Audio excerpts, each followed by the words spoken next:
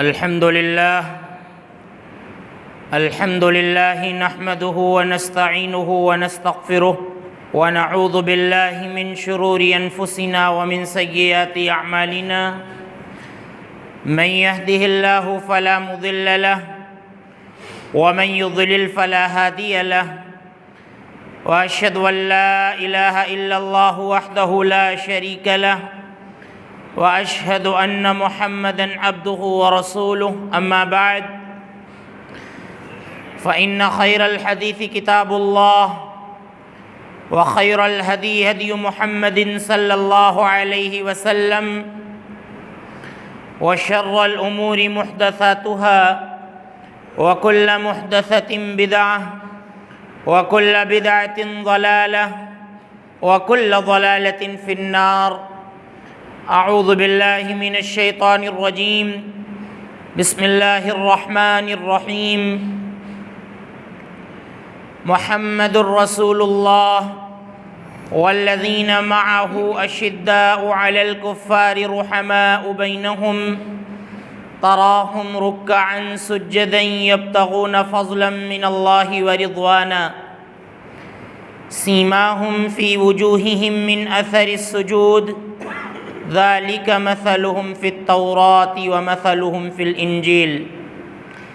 وعن أبي سعيد الخدري رضي الله عنه قال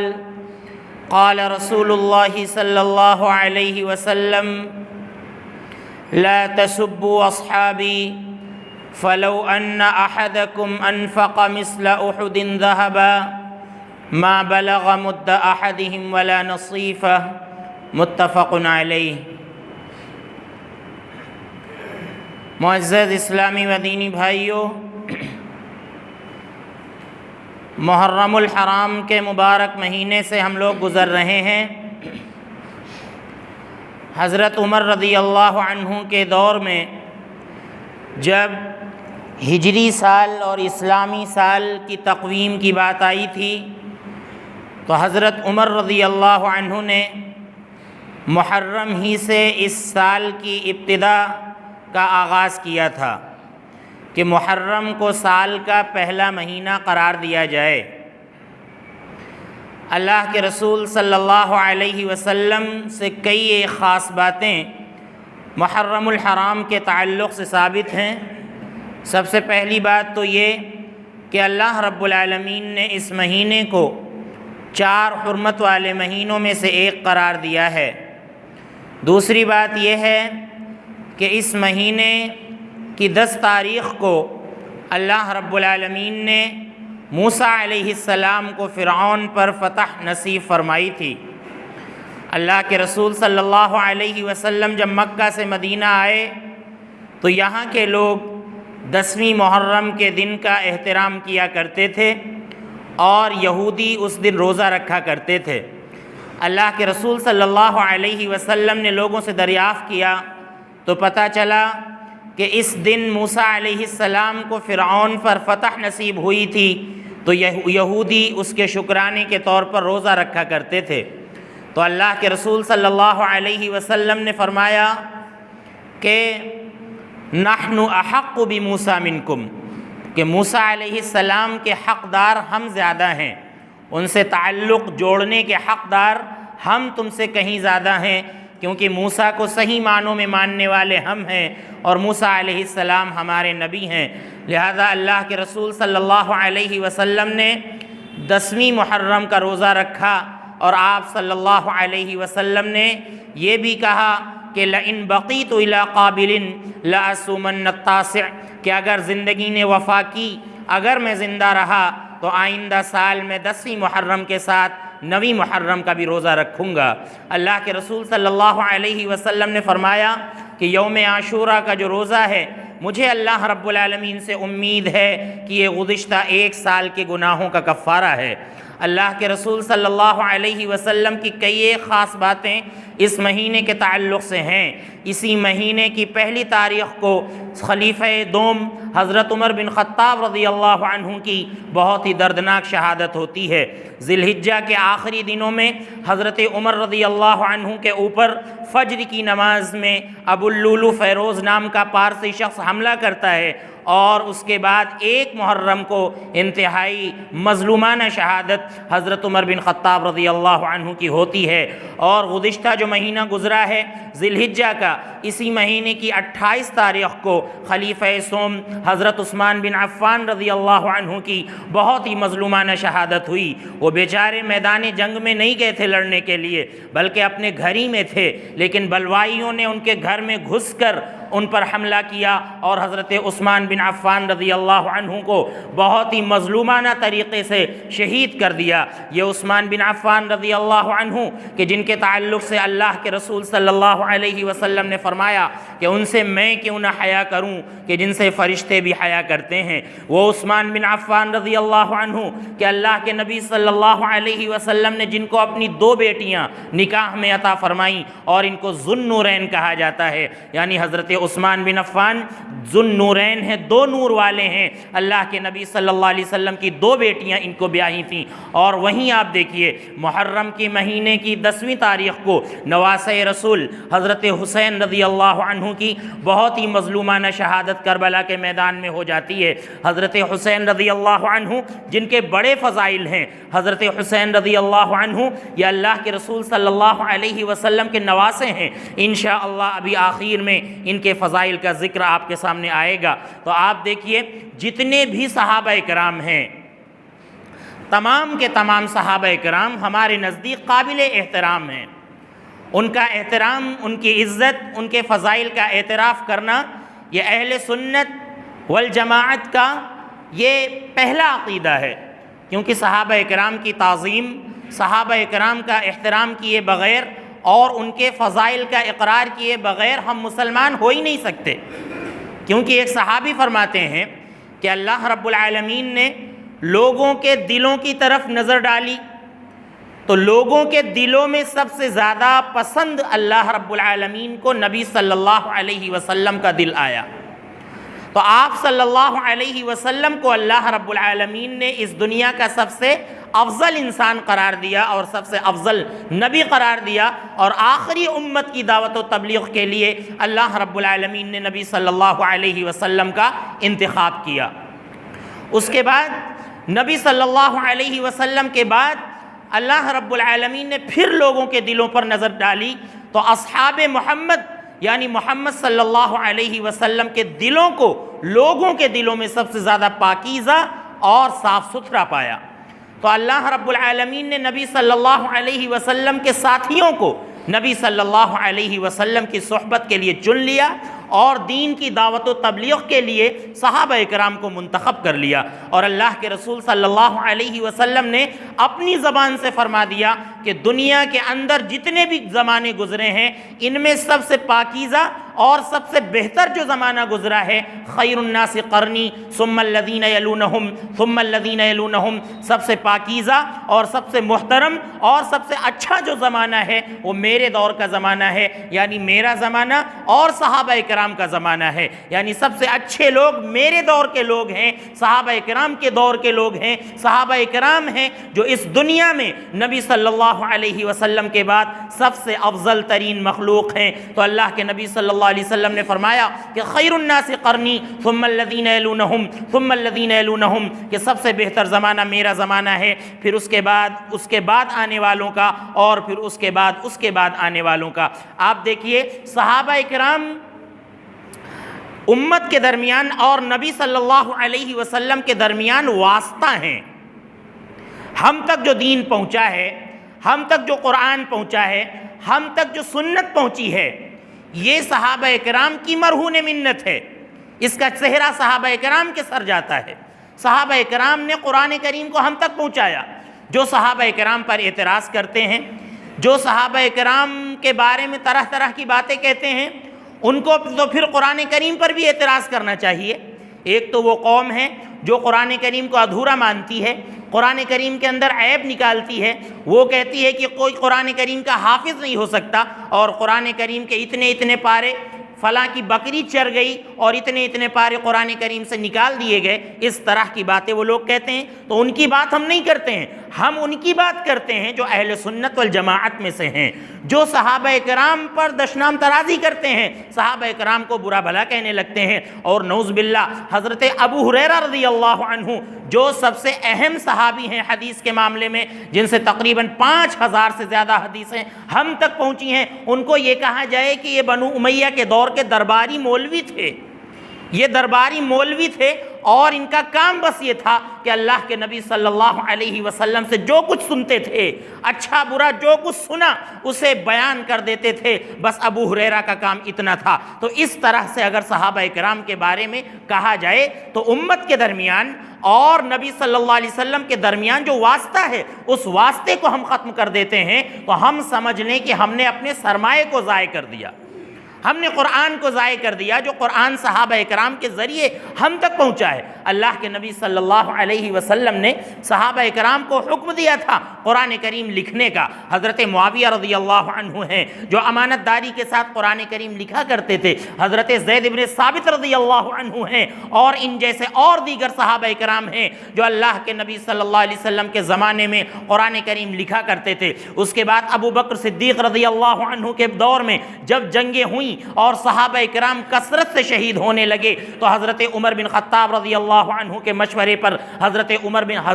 ابو بکر صدیق رضی اللہ عنہ نے لوگوں کو قرآن کریم جمع کرنے کا حکم دیا۔ تو صحابہ کرام کی ایک میٹنگ بیٹھائی تھی، اس میں زید بن ثابت رضی اللہ عنہ بھی تھے اور دوسرے صحابہ کرام تھے، جنہوں نے بہت ہی محنت اور جافشانی کے بعد قرآن کریم کی آیتوں کو جمع کیا، اور سورہ توبہ کی جو آخری آیتیں ہیں یہ کہیں نہیں مل رہی تھیں۔ تو زید بن ثابت رضی اللہ عنہ فرماتے ہیں کہ ہم ابو خزیمہ انصاری کے پاس گئے تو پتہ چلا کہ ہم کو وہاں سے یہ آیتیں ملی ہیں۔ تو یہ قرآن کریم صحابہ کرام کے ذریعے ہم تک پہنچا ہے، اور اس کے بعد اللہ کے نبی صلی اللہ علیہ وسلم کی جو احادیث ہیں، اللہ کے نبی صلی اللہ علیہ وسلم کے جو اقوال ہیں، وہ بھی صحابہ کرام کے ذریعے ہم تک پہنچے ہیں۔ تو صحابہ کرام امت کے درمیان اور نبی کے درمیان ایک بڑا واسطہ ہیں۔ اگر صحابہ کرام کے فضائل کا اعتراف نہ کیا جائے، ان پر انگلی اٹھائی جائے اور ان کا احترام نہ کیا جائے تو ہم اپنے واسطے کو ضائع کر دیں گے، اور جب ہم اپنے واسطے کو ضائع کر دیں گے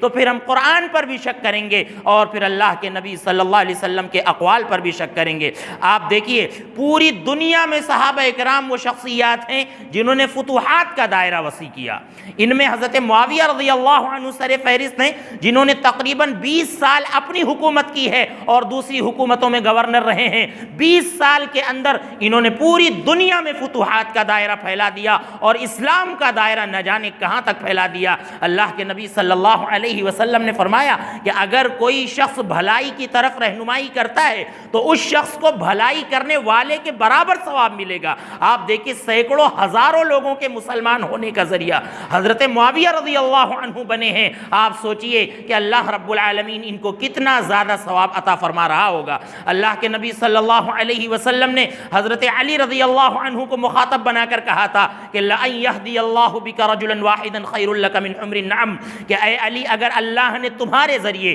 ایک انسان کو ہدایت دے دی، ایک انسان کو اگر مسلمان بنا دیا، ایک انسان کو اگر اسلام کی دولت سے مالا مال کر دیا تو یہ تمہارے لیے سرخ اونٹوں سے بھی زیادہ بہتر ہے۔ ایک انسان اگر کسی کے ہاتھ سے مسلمان بنتا ہے تو اللہ رب العالمین اس کو اتنا ثواب عطا فرماتا ہے، اگر کوئی لاکھوں اور ہزاروں لوگوں کے مسلمان ہونے کا ذریعہ بن جائے تو اللہ رب العالمین اس کو کتنا زیادہ ثواب عطا فرمائے گا۔ چوتھی بات یہ ہے کہ اللہ کے رسول صلی اللہ علیہ وسلم کے جو اصحاب ہیں، انہوں نے امت کے درمیان فضائل کو عام کیا، اچھے اخلاق کو عام کیا۔ صحابہ کرام جو کہ خود بوریا نشین تھے، خود اٹھنے بیٹھنے کی تمیز ان کے پاس نہیں تھی، ان کو بولنے کا ڈھنگ نہیں معلوم تھا، ان کو عبادت کا ڈھنگ نہیں معلوم تھا، یہ مردار کھاتے تھے، حرام کھاتے تھے، شراب پیتے تھے اور جوا کھیلتے تھے اور نہ جانے کیا کیا کرتے تھے، لیکن اللہ کے رسول صلی اللہ علیہ وسلم کے تربیت کے نتیجے میں اللہ رب العالمین نے ان کے دلوں کو اتنا پاکیزہ اور اتنا محترم بنا دیا کہ خود اللہ رب العالمین نے ان کے دلوں کی گواہی دیتے ہوئے فرمایا کہ تراہم رکعا سجدا یبتغون فضلا من اللہ ورضوانا، کہ تم ان کو رکوع میں دیکھو گے، تم ان کو سجدے میں دیکھو گے، ان کے رکوع کا کوئی اور مقصد نہیں ہوتا ہے، ان کے سجدے کا کوئی اور مقصد نہیں ہوتا ہے، بلکہ یبتغون فضلا من اللہ ورضوانا، یہ اللہ رب العالمین کا فضل چاہتے ہیں، اللہ کی مہربانی چاہتے ہیں، اس لیے یہ لمبے لمبے سجدے کرتے ہیں، اس لیے لمبے لمبے رکوع کرتے ہیں۔ یبتغون فضلا من اللہ ورضوانا، یہ اللہ رب العالمین کا فضل چاہتے ہیں، اللہ رب العالمین کی مہربانی چاہتے ہیں۔ آپ دیکھیے صحابہ کرام نے لوگوں کے درمیان اچھی عادتوں کو عام کیا، اچھے اخلاق اور اچھے اطوار کو عام کیا۔ پہلے یہ خود اپنوں کے لیے نرم بنے، پہلے یہ خود اپنوں کے لیے رحم دل بنے، اس کے بعد یہ پوری دنیا والوں کے لیے رحم دل بنے۔ اللہ رب العالمین فرماتا ہے کہ محمد الرسول اللہ والذین معہ اشداء علی الکفار رحماء بینہم تراہم رکعا سجدا یبتغون فضلا من اللہ ورضوانا، کہ محمد اللہ کے رسول ہیں اور جو ان کے ساتھی ہیں، والذین معہ اشداء، وہ تو کافروں پر سخت ہیں، یعنی جب ضرورت پڑتی ہے کافروں پر سختی کرنے کی تو وہ کافروں کے لیے سخت ہو جاتے ہیں، رحماء بینہم، لیکن آپس میں بہت رحم دل ہیں، آپس میں بہت رحم دل ہیں۔ اور صحابہ کرام نے پاکیزگی اور طہارت کی جو مثالیں پیش کی ہیں وہ رہتی دنیا تک آپ کو نظر نہیں آئیں گی۔ ہم کئی بار یہ آپ سے کہہ چکے ہیں کہ اگر ہمارے گناہ کا انداز بھی صحابہ کرام کی طرح ہو جائے تو اللہ کی قسم اللہ رب العالمین ہماری مغفرت فرما دے گا۔ صحابی فرماتے ہیں کہ تم جن گناہوں کو مکھی سمجھتے ہو، یعنی مکھی سمجھ کر تم اپنی ناک سے اڑا دیتے ہو، ہم ان گناہوں کو اللہ کے نبی صلی اللہ علیہ وسلم کے زمانے میں پہاڑ سمجھا کرتے تھے اور ان کے قریب جانے سے بھی ہم ڈرا کرتے تھے۔ آپ دیکھیں کسی صحابی سے اگر زنا سرزد ہو جاتا ہے تو وہ خود اللہ کے نبی صلی اللہ علیہ وسلم کی خدمت میں آتے ہیں اور کہتے ہیں کہ اے نبی صلی اللہ علیہ وسلم، ہم سے بڑا گناہ سرزد ہو گیا ہے، آپ ہم کو رجم کر دیجئے، آپ ہم کو مار ڈالیے، آپ ہم کو سزا دے دیجئے تاکہ اللہ رب العالمین ہماری مغفرت کر دے، ہم کو معاف کر دے۔ اور آپ دیکھیے ایک عورت سے جب زنا سرزد ہوتا ہے، اللہ کے نبی صلی اللہ علیہ وسلم کہتے ہیں کہ جاؤ اس بچے کی پہلے پرورش کرو، اس بچے کو تمہاری ضرورت ہے، اگر تم دنیا سے چلی گئیں تو اس بچے کی پرورش کون کرے گا؟ وہ بیچاری پاکیزہ عورت اپنے بچے کو لے کر آئی، روٹی کا ٹکڑا لے کر آئی اور کہنے لگی اے اللہ کے نبی صلی اللہ علیہ وسلم، اب میرا بچہ روٹی کھانے لگا ہے، اب آپ اگر ہم کو رجم کر دیں گے تو ہمارا بچہ دوسروں کے سہارے پر رہ سکتا ہے، لہذا اس کو رجم کرنے کا حکم دیا جاتا ہے، اس کو رجم کیا جاتا ہے۔ جب اس کو رجم کیا جاتا ہے تو پھر اللہ کے نبی صلی اللہ علیہ وسلم فرماتے ہیں کہ اللہ کی قسم اس نے ایسی توبہ کر لی ہے کہ اگر پورے مدینہ میں اگر اس کی توبہ تقسیم کر دی جائے تو اللہ رب العالمین پورے مدینہ والوں کو معاف کر دے گا، پورے مدینہ والوں کی مغفرت کر دے گا۔ تو صحابہ کرام بہت ہی پاکیزہ تھے، اگر ان سے گناہ بھی سرزد ہوا تو انہوں نے اپنے آپ کو شریعت کے حوالے کر دیا، اللہ کے رسول صلی اللہ علیہ وسلم کے حوالے کر دیا۔ آپ دیکھیے اللہ کے رسول صلی اللہ علیہ وسلم کی انصاف کی مثالیں کہ جب ایک عورت چوری کر لیتی ہے تو فاطمہ رضی اللہ عنہا کے بارے میں اللہ کے نبی صلی اللہ علیہ وسلم فرماتے ہیں کہ وہ تو فاطمہ مخزومیہ تھی، اگر میری بیٹی فاطمہ بھی چوری کرتی لقطعت یدہا، تو آج میں اس کا بھی ہاتھ کاٹ دیتا۔ تو اس طرح کی سینکڑوں مثالیں صحابہ کرام کی موجود ہیں کہ صحابہ کرام نے امت کے درمیان فضائل کو عام کیا، اچھی عادتوں کو عام کیا، اچھے اخلاق کو عام کیا۔ آپ دیکھیے اسی لیے صحابی رسول حضرت ابن عمر رضی اللہ عنہ فرماتے ہیں کہ فَلَا مَقَامُ أَحَدِهِمْ سَاعَةً خَيْرٌ مِّنْ عِبَادَةِ أَحَدِكُمْ 40 سنہ، کہ صحابہ کرام کا اللہ کے نبی صلی اللہ علیہ وسلم کے ساتھ ایک پل کھڑا رہنا تم میں سے کسی بھی شخص کی 40 سال کی عبادت سے بہتر ہے۔ صحابہ کرام ایک پل اللہ کے نبی صلی اللہ علیہ وسلم کے ساتھ اگر کھڑے رہے ہیں تو یہ ان کی فضیلت کے لیے کافی ہے۔ اللہ رب العالمین نے ان کو شرف صحابیت سے مالا مال کر دیا ہے، لہذا اس مقام کو کوئی پا نہیں سکتا۔ اور ہم نے شروع میں حدیث پڑھی، اللہ کے نبی صلی اللہ علیہ وسلم نے فرمایا کہ تم میرے صحابہ کرام کو برا بھلا مت کہو، ان کو گالیاں مت دو۔ فَلَوْ أَنَّ أَحَدَكُمْ أَنفَقَ مِثْلَ أُحُدٍ ذَهَبًا مَا بَلَغَ مُدَّ أَحَدِهِمْ وَلَا نَصِيفًا، کہ اگر تم میں سے کوئی شخص احد پہاڑ کے برابر بھی سونا خرچ کر دے تو ہمارے ہمارے صحابی کے نصف مد کے برابر بھی نہیں پہنچ سکتے ہو۔ ایک مد اگر اتنا سا سونا اگر وہ خرچ کریں اور تم ایک پہاڑ کے احد پہاڑ کے برابر سونا خرچ کر دو تو ان کے نصف مد کے برابر تم نہیں پہنچ سکتے۔ اللہ کے نبی صلی اللہ علیہ وسلم نے فرمایا۔ تو یہ صحابہ اکرام کی بہت بڑی فضیلت ہے۔ آپ دیکھیے ابن مسعود رضی اللہ عنہ کا مشہور قول ہے کہ من کان مستنن فلیستنی بمن قد مات، کہ جو لوگ کسی کے نقش قدم پر چلنا چاہتے ہیں تو وہ ان لوگوں کے نقش قدم پر چلیں جو اس دنیا سے جا چکے ہیں۔ یہ اصحاب محمد تھے، کیونکہ جو لوگ زندہ ہیں یہ فتنے سے محفوظ نہیں ہیں، یہ فتنوں کے دور میں جی رہے ہیں، لیکن اصحاب محمد جو ذرّی دور گزار کر اس دنیا سے گئے ہیں، اگر تم میں سے کسی کے پیچھے چلنا ہے تو وہ اصحاب محمد کے پیچھے چلے۔ کیوں؟ کیونکہ اقلہم تکلفاً، ان کے یہاں تکلف نہیں تھا، ان کے یہاں بناوٹ نہیں تھی۔ اعمقہم علماً، ان کے علم میں بڑی گہرائی تھی، کیونکہ انہوں نے براہ راست اللہ کے رسول صلی اللہ علیہ وسلم سے علم حاصل کیا تھا، ان کے علم میں بڑی گہرائی اور بڑی گہرائی تھی۔ لہذا اگر کوئی کسی کے نقش قدم پر چلنا چاہتا ہے تو وہ صحابہ اکرام کے نقش قدم پر چلے، کیونکہ وہ اس امت کے سب سے پاکیزہ لوگ تھے۔ آپ دیکھیے علامہ ابو العز حنفی رحمۃ اللہ علیہ، ان کے بیٹے کہتے ہیں کہ فمن اضل ممن یکون فی قلبہ غل علی خیار المؤمنین والسادات الاولیاء، کہ اس شخص سے زیادہ گمراہ اور اس شخص سے زیادہ بدبخت کون ہو سکتا ہے کہ جس کے اندر صحابہ اکرام اور اس امت کے سب سے بہتر انسان کے لیے بغض ہو، کینہ ہو، صحابہ اکرام جیسی شخصیات سے حسد کرتا ہو، صحابہ اکرام جیسی شخصیات سے بغض رکھتا ہو، اور صحابہ اکرام جیسے ولیوں کے سرداروں سے بغض رکھتا ہو، اس سے برا کون انسان ہو سکتا ہے؟ بلکہ فرماتے ہیں کہ بل قد فضلہم الیہود والنصارى بخصلۃ،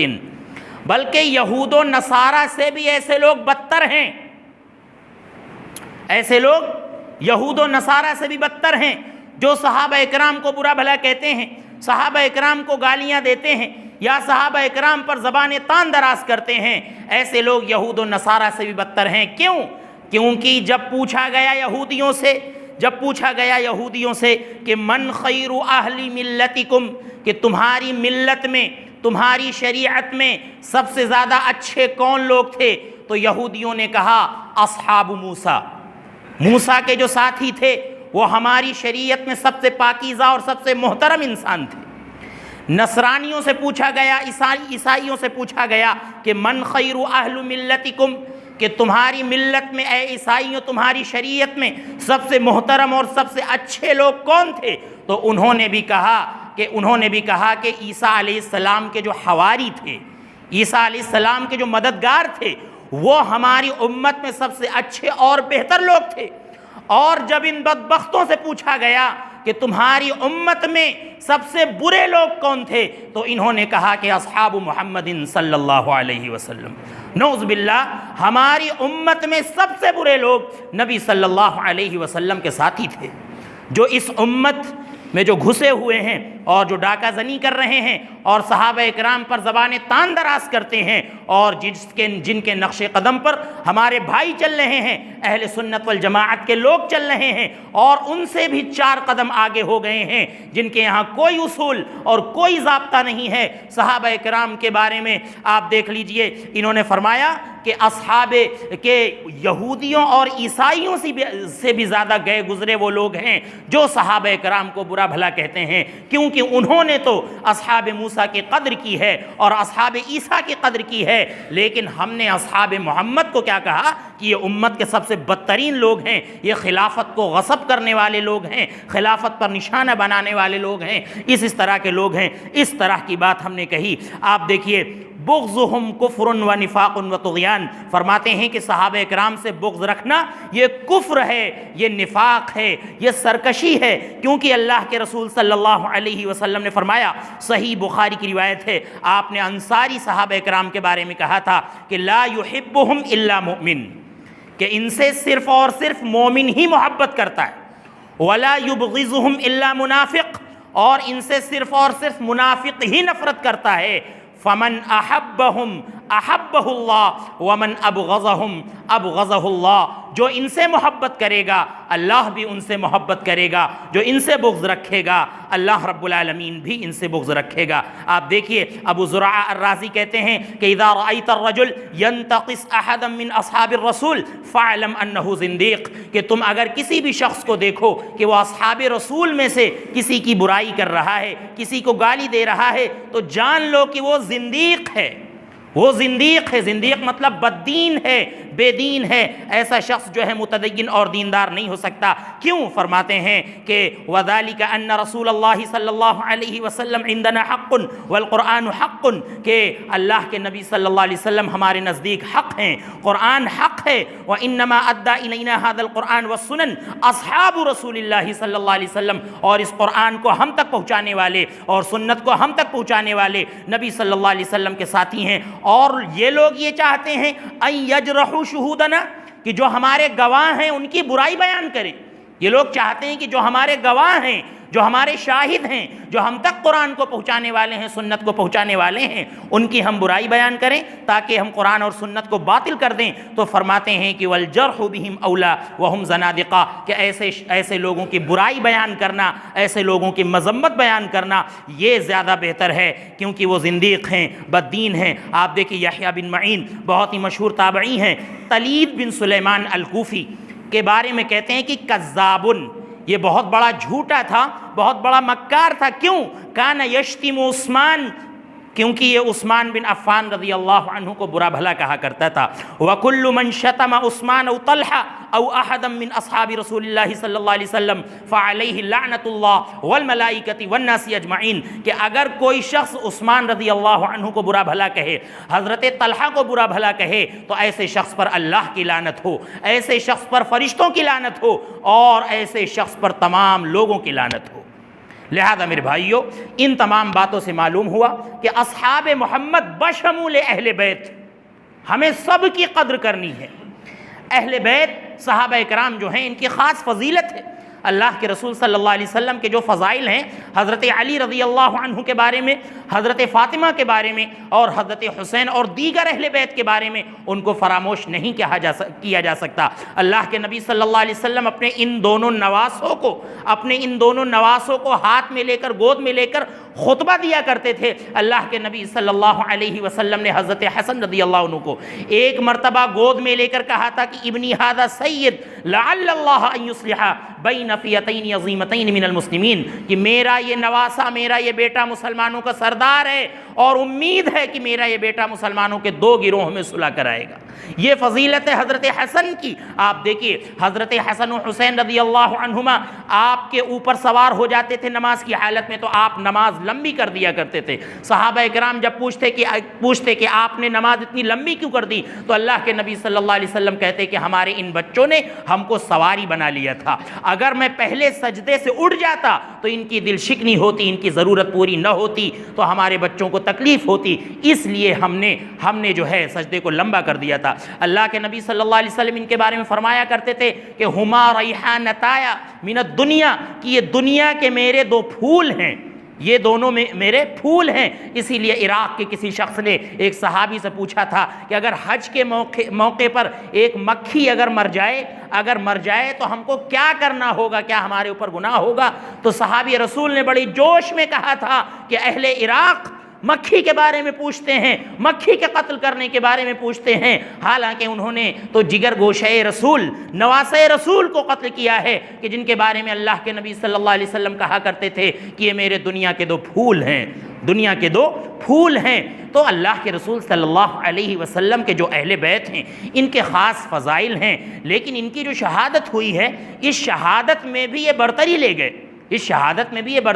برتری لے گئے۔ یہ فضیلت کی بات ہے۔ کتنے صحابہ اکرام شہید ہوئے ہیں، ہم کن کن صحابہ اکرام کا ماتم کریں گے، ہم کن کن صحابہ اکرام پر ہم غم منائیں گے، اور کن کن صحابہ اکرام کی وفات کو لے کر ہم زمانے جاہلیت کے کام کریں گے۔ اللہ کے نبی صلی اللہ علیہ وسلم نے فرمایا کہ من لطم الخدود وشق الجیوب او دعا بدعوى الجاہلیہ فلیس منا، کہ جو شخص گال پیٹے، اپنا گریبان چاک کرے اور زمانے جاہلیت کی پکارے، ایسا شخص ہمارے دین پر نہیں ہو سکتا، ایسا شخص ہماری شریعت پر نہیں ہو سکتا۔ اللہ کے نبی صلی اللہ علیہ وسلم نے فرمایا کہ النیاحۃ من امر الجاہلیہ، کہ نوحہ کرنا یہ زمانے جاہلیت کا کام ہے، لہذا ان تمام خرافات سے محرم کے مہینے میں ہم کو بچنا چاہیے۔ اسی طرح سے ذکر آ چکا ہے محرم کے مہینے کو منحوس سمجھنا، یا محرم کے مہینے میں کوئی خوشی کا کام نہ کرنا، یا اسی طرح سے کالا کپڑا پہننا، کالا کپڑا پہننا یہ بھی بالکل غلط ہے، اور صحابہ کرام کے دشمنوں کی نقالی ہے۔ اس مہینے میں حلوہ اور مالیدہ اور کھچڑا کا خاص طور سے اہتمام کرنا یہ بھی غلط ہے، حرام ہے، ناجائز ہے، کیونکہ آپ صحابہ کرام کے دشمنوں کی نقالی میں ایسا کر رہے ہیں۔ اس مہینے میں سبیل لگانا، لنگر لگانا، یا اسی طرح سے تعزیہ کے ساتھ چلنا، اس کو دیکھنا، یہ ساری چیزیں حرام اور ناجائز ہیں، لہذا ان تمام چیزوں سے توبہ کریں۔ بہت سے ہمارے بھائی یہ کہتے ہیں کہ ہم جو ہے کرتے تو نہیں ہیں لیکن دیکھ لیتے ہیں، لہذا اس کا دیکھنا بھی غلط ہے۔ آپ اگر دیکھ رہے ہیں تو ان کی تعداد میں آپ اضافہ کر رہے ہیں، جب ان کی تعداد میں آپ اضافہ کر رہے ہیں تو گویا کہ ان کے عمل میں آپ شریک ہیں، لہذا یہ ساری چیزیں قطعا ناجائز اور حرام ہیں۔ یہ اللہ کے رسول صلی اللہ علیہ وسلم کے جو صحابہ کرام کے دشمن ہیں، یہ ان کا کام ہے جن کا کوئی دین نہیں ہے، کوئی شریعت نہیں ہے، کوئی عمل نہیں ہے، لہذا ہمیں ان چیزوں سے بچنا چاہیے، اور جو اس محرم کے فضائل ہیں ان کا اعتراف کرنا چاہیے، اور صحابہ کرام کے فضائل کا اعتراف کرنا چاہیے۔ اللہ رب العزت ہمیں تمام صحابہ کرام کا احترام کرنے کی توفیق عطا فرمائے۔ اللہ رب العزت ہمیں صحابہ کرام کی عزت اور ان کی توقیر کرنے کی توفیق عطا فرمائے۔ اللہ رب العزت ہمیں صحابہ کرام کے منہج کے مطابق زندگی گزارنے کی توفیق عطا فرمائے، صحابہ کرام کے نہج کے مطابق ہمیں قرآن و سنت پر عمل کرنے کی توفیق عطا فرمائے۔ اللہ جن بھائیوں نے دعا کی گزارش کی ہے ان کی تمام جائز تمناؤں کو قبول فرما، اگر وہ بیمار ہیں تو انہیں شفائے کاملہ عاجلہ عطا فرما۔ اے اللہ تمام مسلمانان عالم پر رحم فرما، اے اللہ ہمارے والدین پر رحم فرما، اے اللہ بوڑھے لوگوں پر رحم فرما، اے اللہ ہم پر باران رحمت کا نزول فرما، اے اللہ رحمت کی بارش کا نزول فرما، اے اللہ جب تک ہمیں اس دنیا میں رکھ ایمان کی حالت میں رکھ، جب ہمارا خاتمہ ہو ایمان کی حالت میں ہو۔ آمین۔ وآخر دعوانا ان الحمد للہ رب العالمین۔